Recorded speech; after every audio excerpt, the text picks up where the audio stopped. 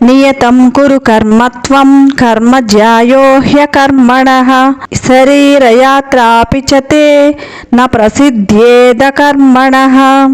మన మనస్సు శరీరం పరిస్థితిని బట్టి మనకు ఉండే ప్రతిరోజు చేయవలసిన కర్తవ్యాలు అంటే విద్యార్థి చదువుకోవడం, గృహిణి ఇంటి పని చేయడం, రైతు వ్యవసాయం చేయడం, ఉద్యోగి విధులు నిర్వర్తించడం, ఏ పని చేయకుండా ఉండడం మంచిది కాదు.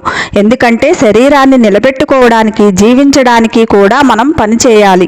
కనీసం భోజనం దొరకాలి అంటే మనం లేదా మనకి సంబంధించిన వారు పని చేయాలి కదా. అందుకే కర్మ అనేది చాలా అవసరం. కర్మ చేయటం వల్లనే మనకు జీవనోపాధి, మనసుకు ప్రశాంతత, భవిష్యత్తులో అభివృద్ధి కలుగుతుంది. కేవలం భక్తి అని చెప్పుకుంటూ పని నుంచి పారిపోవడం గీత బోధ కాదు. కర్తవ్యాన్ని భక్తిగా చేయడం అదే అసలైన భగవద్గీత సందేశం అని శ్రీకృష్ణ భగవానుడు చెప్తున్నారు. హరే కృష్ణ.